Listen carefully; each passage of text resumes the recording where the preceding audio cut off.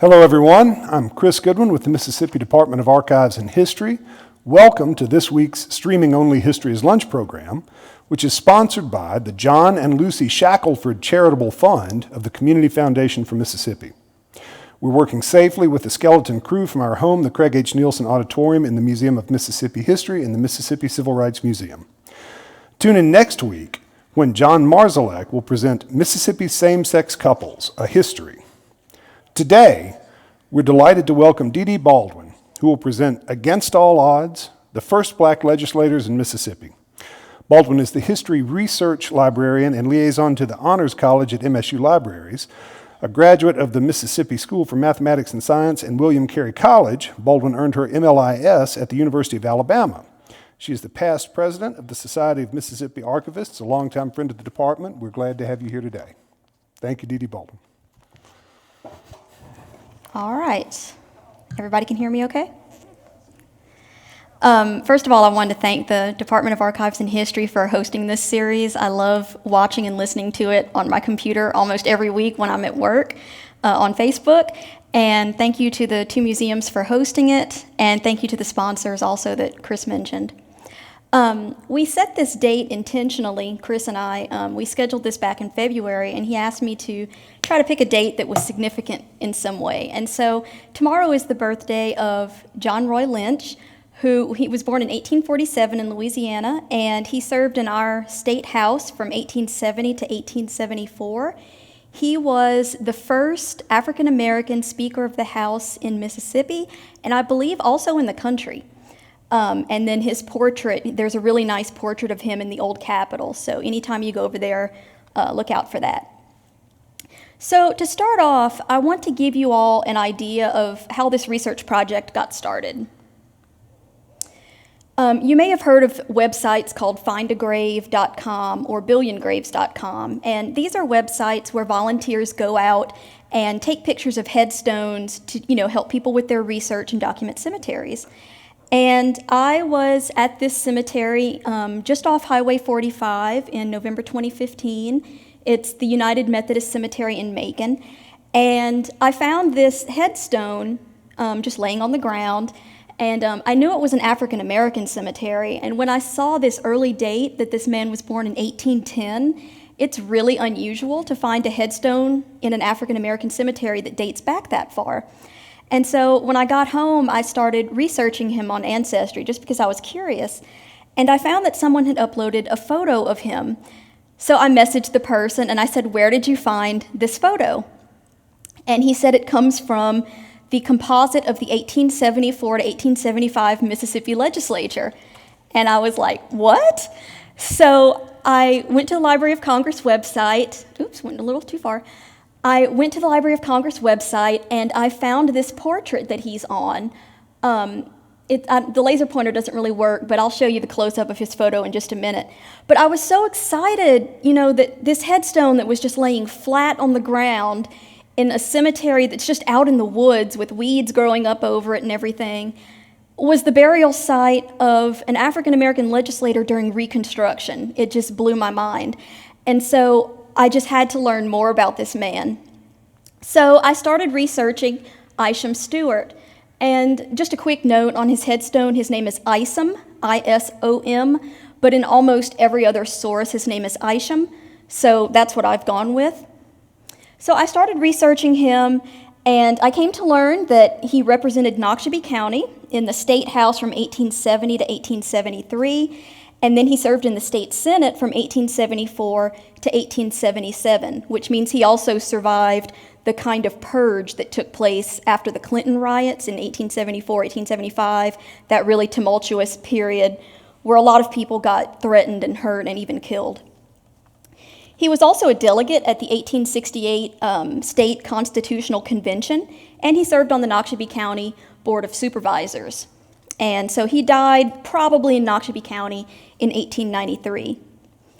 And learning more about Stewart and experiencing how hard it was to find information about him, it really piqued my interest in exploring the lives of the other African-American men on that composite portrait, because I counted and there were a lot of them. So I was like, there must be a ton of interesting stories here. So that led to creating a website where anyone could go to find information on any of these men. So this is the website I created. It's called Against All Odds, the First Black Legislators in Mississippi. The URL is muchado.net/legislators, and if you're wondering about that strange URL, it's because it's part of my personal site that I started when I was in college, like 20 years ago. So I do eventually, in the next year or two, I plan to move the website to its own domain, so it won't have that muchado.net in it. That's, just part of me. So when you visit the site, it's a pretty simple layout. You just scroll down, and it has an alphabetical list of all the legislators, and then in parentheses, beside each name, it tells you what county that man represented. And then if you click on a man's name, I'm using Aisham as the example here. When you click on someone's profile page, I have sort of a brief biographical section where I talk about where I found the man, if I did find him, on one of the census records, and then I have a bunch of newspaper clippings, whatever I was able to find on him in newspapers. I include book excerpts. Some of them are from books that were written in a time period where these men were not respected, and so the excerpts are less than complimentary. But I felt like it was important to have those primary sources there to show how these people were viewed with, such a lack of respect. And then I also have links. In a lot of cases, some of the more famous people like Hiram, Revels, John R. Lynch, they have Wikipedia pages, and so I link to those pages. If I was able to find them on Find a Grave, I would link to that. If I see articles about them, I'll have links to that. So I have basically any information that I was able to find. There are a handful of men that I was not able to find anything. I had their name. In some cases, it was only their initials. And sometimes they had such a common name, or you couldn't find those initials. I couldn't find them on a census record. I couldn't find any newspaper articles about them, except just saying so-and-so represents this county. So there are still men that I'm looking for. And if you happen to go through that list and find one with no information and you know something about him, please let me know. So now that you know the background of the website, I want to introduce you to a few of the lesser-known names that stand out to me, including information that I've received from some of their descendants, because one of the most exciting things to happen since I started this project a couple of years ago is that I've gotten a number of emails from these men's descendants, and it always just makes my entire week to get those. So the first man I want to highlight is George Washington Albright. He's the first man in the list, because Albright. He represented Marshall County in the State House from 1874 to 1879. Born in 1846 in Holly Springs, he was taught to read by his mother, and she had taught herself by working in the kitchen and listening to the white children doing their lessons. So she was self-taught, and then she taught her children. When he was 15, he was a runner for Lincoln's Legal Loyal League, that's kind of hard to say, an underground network that spread news to other enslaved people. And his father was killed at Vicksburg after trying to join the Union Army. After the war, Albright became a prominent figure in education. He recruited teachers from the North usually, and he served as a trustee of the state normal school. He also helped to organize a volunteer militia, and as you can imagine, that got him targeted by the Ku Klux Klan. And that was what drove him out of Mississippi. And that's a very common story with these men. They were in Mississippi maybe for part of the 1870s, and then they got out. By the time of the 1880 census, Albright was living in Kansas, where he continued to be active in politics. One 1882 article refers to him, quote, bringing down the house several times with loud and boisterous applause and laughter. So apparently he was a great speaker. In 1892, Albright moved to Los Angeles, where many of his descendants continued to live. And he also had sort of a nickname. They called him the Kansas Cyclone. So there's some newspaper articles that have that nickname in there. And I wanted to show, this was an article that I found about him when he was in Los Angeles.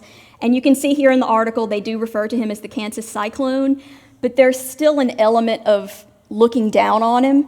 If you look at that last sentence, I don't know if you can see it, upon adjournment, Mr. Albright was the recipient of an elegant watermelon. Yikes.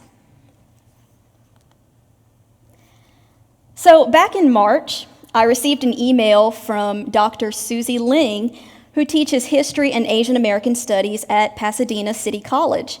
And this is, quote, her email. I was sitting with a descendant of Reconstruction State Senator George Washington Albright here in Los Angeles. We were discussing her family history and we decided to Google. We both jumped back when we found your site and the picture of Mr. Albright staring at us. And so Dr. Ling went on to send me the following information about Albright's daughter, Crystal, and two of his granddaughters, Josephine and Barbara Jean. So this is Josephine, pictured here. She was one of the first African-American school teachers in the Los Angeles Unified School District. She also established and ran the Model Demonstration College Advisement Center, which helped inner-city students. And Josephine just passed away a few years ago in 2017, and her obituary is one of the links that Dr. Ling sent me. So obviously just an incredible woman and someone just carrying on her grandfather's legacy. And then another one of his granddaughters, Dr. Ling also sent some wonderful information about how Crystal and Barbara Jean helped their Japanese American neighbors during the time of the internment camps. And here I'm going to quote a short passage from an article that Dr. Ling wrote for the Monrovia Weekly. And this is linked, on Albright's page on my site if anybody's curious and wants to go look at the full article. Crystal, and again that's Albright's daughter, quote, worked endlessly in the kitchen, feeding all her Japanese American neighbors a last good hearty breakfast of biscuits, eggs, and coffee. Barbara remembers she was cooking and cooking, and it was Barbara's father who drove one family after another in the dismal rain to the designated meeting spot for the internees.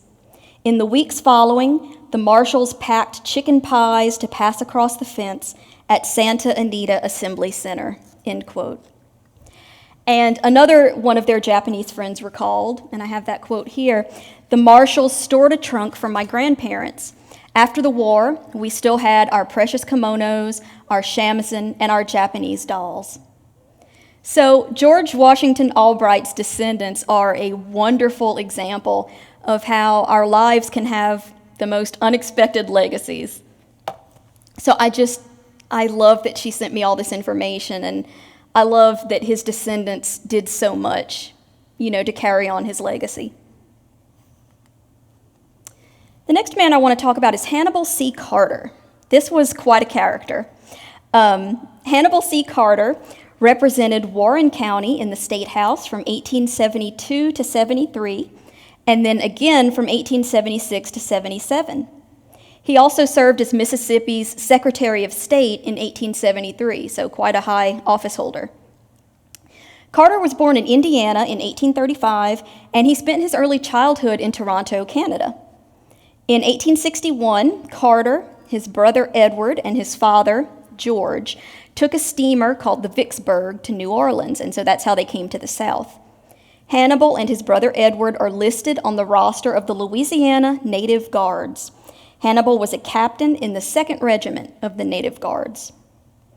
After the war, Hannibal was involved in Tennessee politics, and then he moved on to help with Reconstruction in Mississippi. Like so many others, he left Mississippi. He left in 1881, and he died in Chicago in 1904. And according to an email I received from Hannibal Carter's great-grandson, Mr. Charles Navies, Carter's niece is now in charge of collecting oral histories at the Smithsonian's National Museum of African American History and Culture. So again, a man who left an enormous legacy. This next man, I got his photo from one of his descendants, actually. So we'll talk a little bit about that. Emmanuel Handy represented Copiah County in the State House from 1870 to 1873. He was born around 1834, we don't know the exact year, and he served with the 82nd Regiment of the U.S. Colored Troops, ending his service as a second sergeant. He was a representative at the 1868 State Constitutional Convention, along with Aisham Stewart, where he proposed a requirement for electors to have an, quote, acceptance of the civil and political equality of all men. And that was a really big deal back then. You know, some white people might have been okay with these men holding office and stuff, but it was quite another step to say that they have civil and political equality. At some point before 1880, Handy had moved to Kansas, and that's where he died in 1922. So just this past June, I received an email from a woman named Bianca Ford, and she's the third great-granddaughter of Emmanuel Handy. And along with the photo of Emmanuel himself that she sent me for the website, Bianca also sent me some wonderful photos of her family through the years, and a bit more of a glimpse at their history. It's not pictured here, but one of the photos she sent me shows her father side by side with Emmanuel Handy, and they look exactly alike. It's really cool. So here in this top left photo, these are the sons of Emmanuel Handy Jr. So these would be the grandsons of our Emmanuel Handy. And that's just a fine, distinguished-looking bunch right there. And then there were also two daughters in that family. It must have been a portrait of just the sons, but there were also two daughters, including a daughter named Cora, and she is shown in this bottom photo here, surrounded by her children. She's sitting on the front row, down there in the middle. The man in the top right of that photo, standing in the back, that's Bianca's grandfather, William Handy Ford. So it's really cool to see how this family progressed through the years. Thank you, Bianca. I think she's watching. The next man I want to talk about is Isaac Shad, and I also want to talk about his sister, Mary Ann Shad Carey, who some of you may have heard about because she's really famous. Isaac Shad represented Warren County in the State House from 1872 to 75, and he was also Speaker of the House, just like John R. Lynch, so he also served in that position. Shad was born in Delaware in 1829. His parents were abolitionists, and his sister, like I said, Mary Ann Shad Carey, was actually more famous than her brother. She was the first black woman publisher in North America, and she was the first woman publisher in Canada. And I really encourage anyone who's interested in women's history or black women's history in particular to Google Mary Ann Shad Carey. She was an amazing woman. There's a Wikipedia page about her so you can learn more. And the paper that she helped edit is also available online. You can read it. It's been archived on some site. I can't quite remember what it was called. So Isaac Shad, when he was in Canada, in Ontario, he attended John Brown's convention in 1858, and he became a secretary in Brown's League of Liberty. So he personally knew John Brown. By 1870, the family had moved to Davis Bend, Mississippi.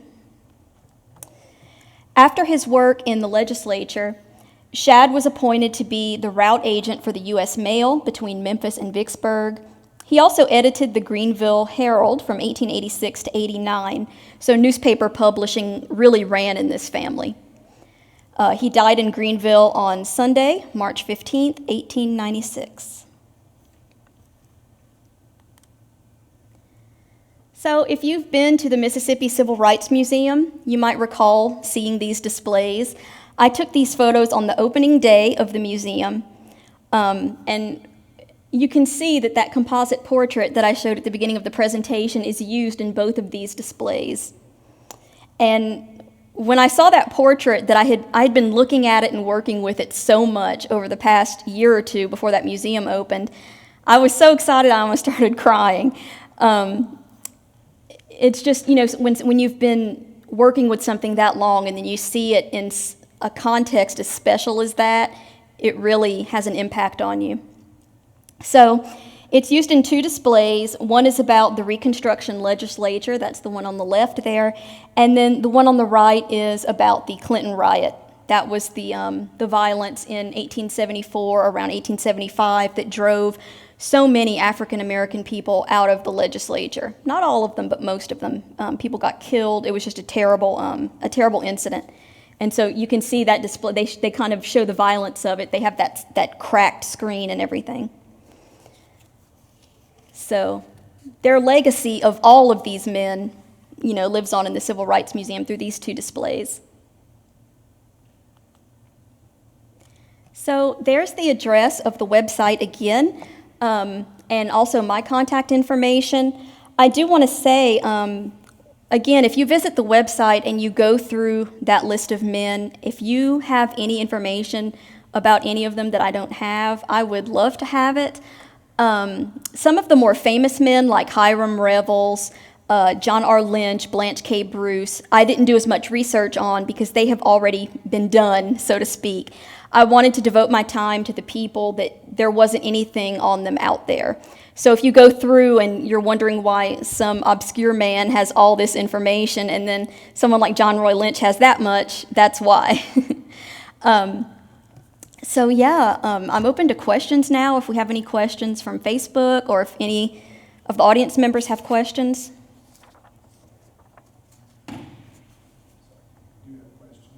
Good. I love questions. Encouraging more.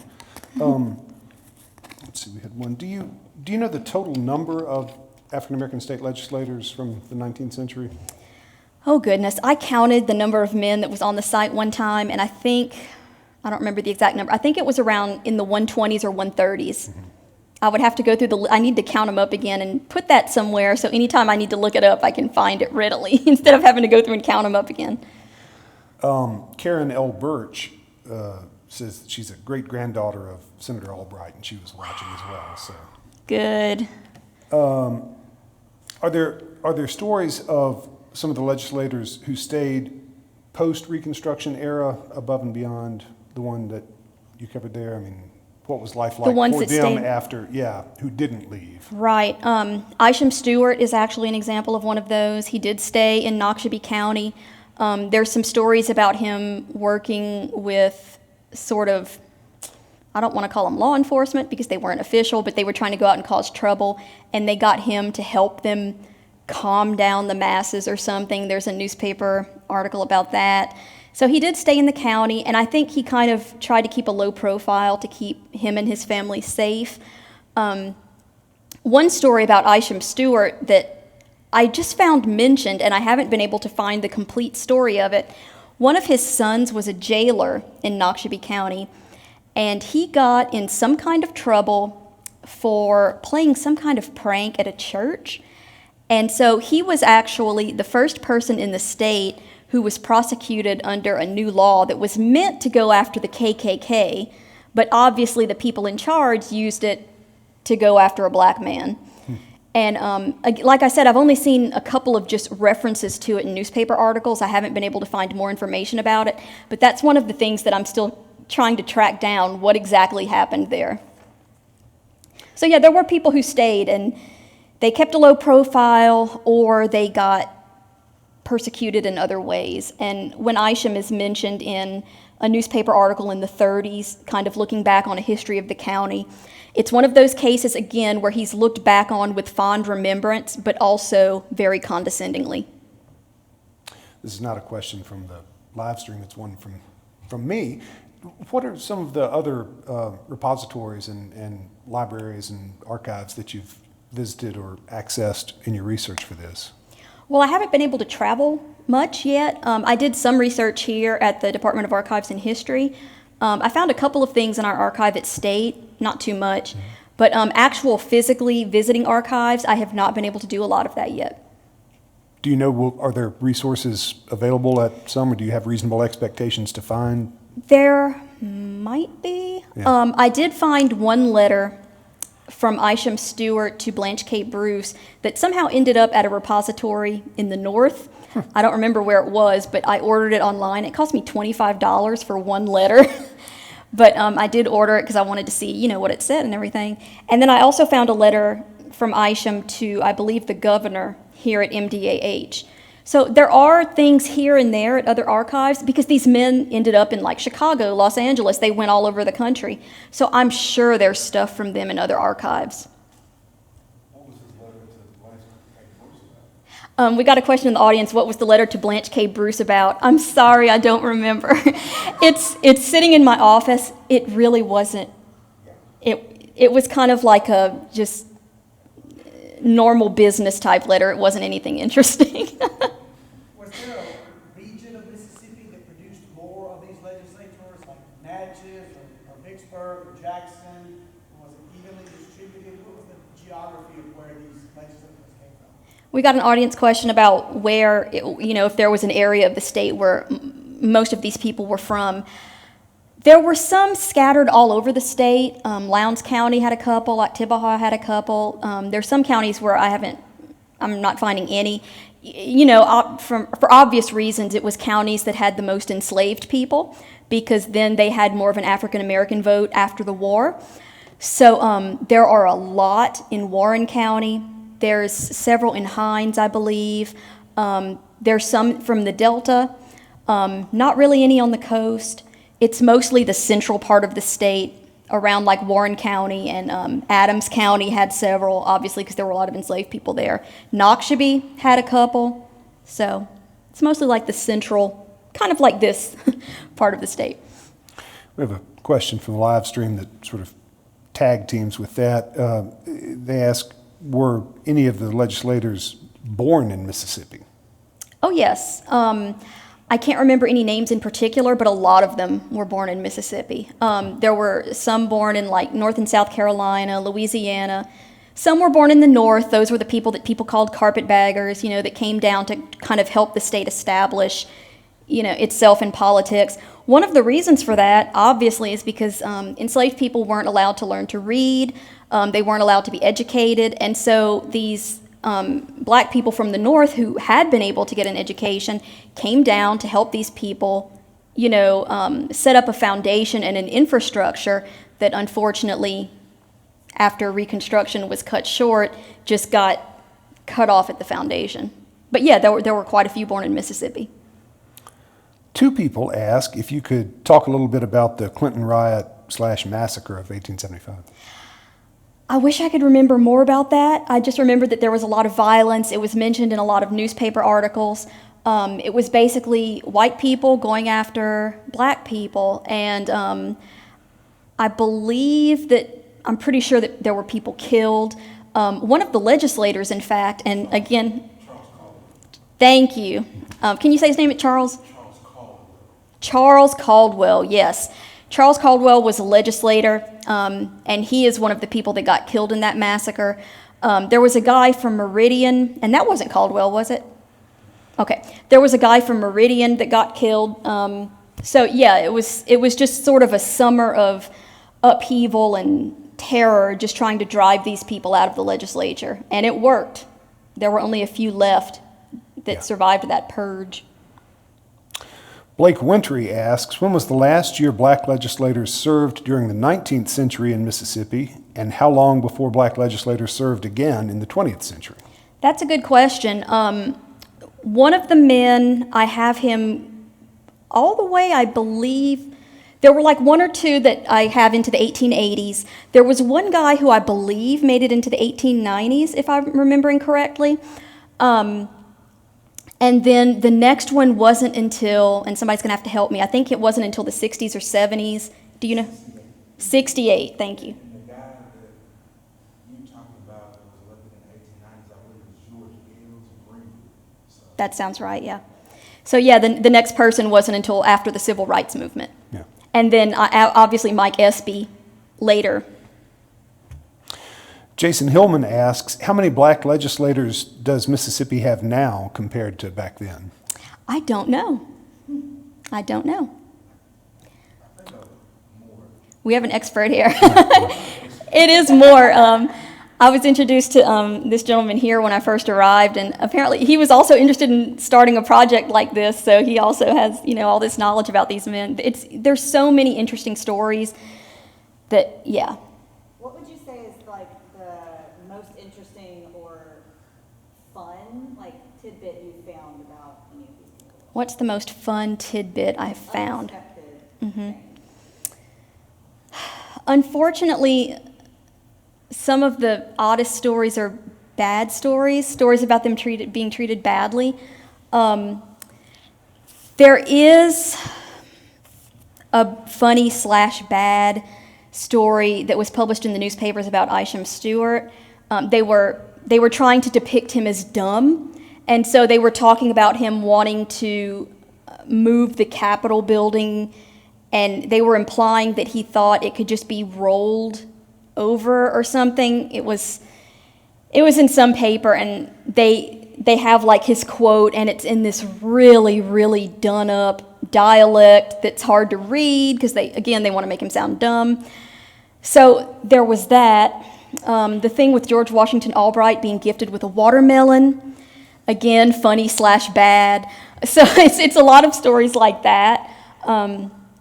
But the most interesting thing to me is getting those emails from the descendants and learning, what happened through the years with their descendants. That's where it really gets fulfilling, and just, I don't know, you kind of get a warm fuzzy from it. We have a question from the live stream about which types of research you enjoy with this project, more of the in the field, like the graves and the gravestones, or the newspaper research? Looking through the newspapers is really fun because when you scroll through a paper, you see all kinds of funny ads and different articles about different things. As far as going to the cemeteries and taking pictures and stuff, that's sort of a completely separate hobby. I just happened to stumble upon Aisham Stewart doing that. That is a hobby that I enjoy, and I've done a lot of it. But as far as just researching these men, it's definitely going through the newspapers. And I also like finding them on the census. It says, who the other members of their family were, whether or not they owned their property, and some of them did. It has their occupation, and for some of them, like for Aisham in a couple, it says state legislator. And so for others, it'll say like farmer or grocer. No mention that they were in the state legislature. Tish Jones says, I'm the great-great-granddaughter of Emmanuel Handy, and asks if you have any information about him. All of the information that I find on anyone, I put on the site. Like, there's none that I'm holding back or anything like that. So anytime I find anything, it's going to be put up on the site. I did get, a little bit more information that was sent to me by Bianca Ford, and I added that to the site. The photo of him that she sent me. She also sent me a little information about his descendants and stuff, and I added that to the site. So, yeah, everything I know is on the site. Sarah Campbell asks, are there any students working with you on this project? Have you spoken with undergraduate classes or high school students about it?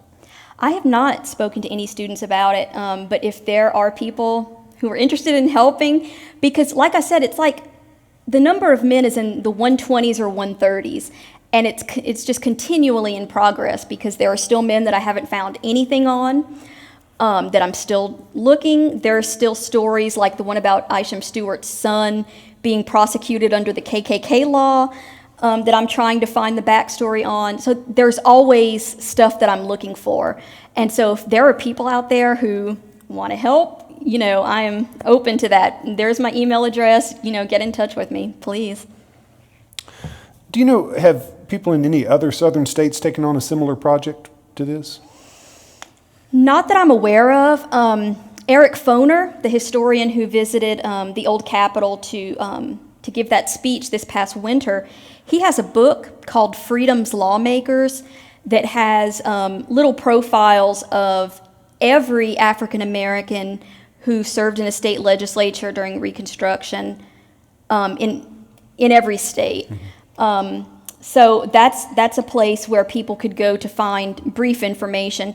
And I used his book a lot because after each biography, he lists some of his primary sources. And so that's a good way to kind of sponge somebody's primary sources is to go and do that. And so he did that book for all of the southern states.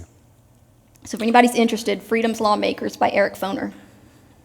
We had a question. Has anyone looked at the African-American elected officials in Mississippi at the local level? Begun a survey of any of that? Eric Foner's book did some of that. He didn't limit himself to the legislature. He also talked about sheriffs, anybody who was in sort of a political position. He also has little bios of. But as far as like in-depth research on some of those people, not that I'm aware of. One here.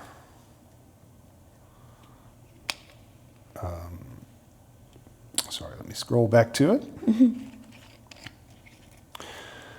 So there are stories of how legislators socialize in Jackson during terms. Are there any stories about this group of black legislators and how they were treated at the Capitol, where they lived, how their out-of-session time went? That's a really good question. I don't know anything about their informal time. People didn't write about these men. They didn't want to. But there is mention in some of the newspapers, and again, I'm sorry, I can't remember who it was. There's so many of them. But there was one man who got mocked in the papers because he wanted to introduce a resolution where the African-American legislators had to be referred to as Mr. So-and-so instead of being called more degrading names, and he was mocked for, wanting to be treated with the same respect as the white legislators. So obviously they weren't treated the same, but as far as like just their private interactions, I haven't been able to find anything about that. Are there any particular leads or any avenues that you're planning to follow up on immediately? So many. I'm still looking, like I said, I'm still looking for the story about Aisham Stewart's son and that KKK thing. I'm always looking for the men that I haven't been able to find anything about yet, just always going back to the census records and trying to find them. So it's all, whenever I have a free moment at work or something, I'm always going back to try to, find a thread and, How many of the men do you have some content on your website? Do you know?